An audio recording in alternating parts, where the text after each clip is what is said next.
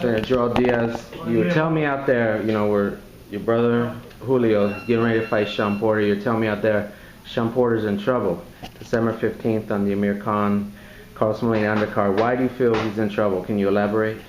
Well, I just think he's in trouble because, you know, he's taking the fight with Julio thinking, you know, he's already done. But we only know what happened in his fights that he lost. I mean, it was always a weight issue. I mean, we really sacrificed him to make the weight on those fights. Right now, at this weight, he is really, really strong. Give an example, look at Robert Guerrero, man. At that weight, he's a beast. And I just think that Julio winning 2 fights in a row by knockout, I mean, against those big guys, Hector Sanchez and Aurad, I mean, those guys are tough. And I just think that Shawn Porter is a great fighter, has a lot of speed, very smart fighter, but you know, stepping in that ring with a guy like Julio Diaz that has the experience and has the mobility and the ability to hurt you, I just think this is going to be a tough fight for Shawn. I hope he don't take it light because it's going to be a great fight. I mean, he's young, he's fast, and Julio's back on his feet again. He wants to make his career back to another world championship. So he's very dedicated.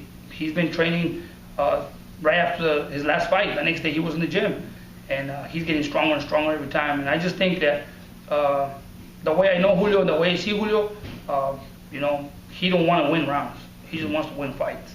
And by him saying that, he's just telling me that he's not gonna go the distance, because going the distance is not going to favor him. Because of Shawn Porter, you know, he has a great team behind him. So he just feels that he's gonna finish the fight early. Are there mistakes or weaknesses you see in Shawn Porter that give you confidence? I mean, how do you assess him as a fighter? Well, he has great speed, but I don't think he has the power to hurt Julio. And I've seen Julio fight great fighters that have a lot of speed. And if they don't hurt him, he built that confidence to break you, and he'll break you as the rounds go. And I just think that the first couple rounds is going to be a little tough to adjust to Shawn, but I think after the 3rd round, once Julio feels him, and if you don't hurt Julio in the early rounds, it's going to be a long night for him. And you mentioned Robert Guerrero, Andre Berto. Were you surprised at the way that fight unfolded? Guerrero, you know, won a decision, dropped Berto twice. What were your thoughts on that fight? Well, you know, it was a great fight. I seen a different Robert, and going back to the experience that I've had with my brother. I mean, I know that Robert, you know, fighting at 135, it was hard for him. It was hard for him, and moving up to 147. I mean, he's a big boy.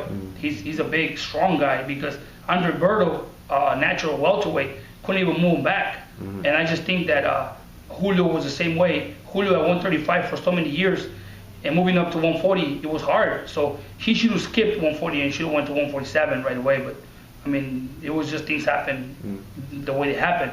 But I wasn't surprised. I mean, I was watching the fight, and I mean, right away, Robert had a great plan. He had a great plan not to let Andre, you know, use his speed and his ability, and he just took it to him. He smothered him and smothered early in the early rounds, and took his confidence down. And another fight at 147 that weekend, Ricky Hatton got stopped with a body shot. Well, did you see the fight, or did you hear about it? What do you think about that result? I saw the fight, and you know, I just think that Ricky was too excited, man. Ricky was excited coming back from, you know, his long layoff, and he wanted to impress his crowd. He started too fast. He missed a lot of punches, you know, and you know, at his age already, and with that time off, he should have paced himself. You know, he should have paced himself and waited, you know, a little more in the early rounds, and you know, took his time. I just think that he wore himself out soon.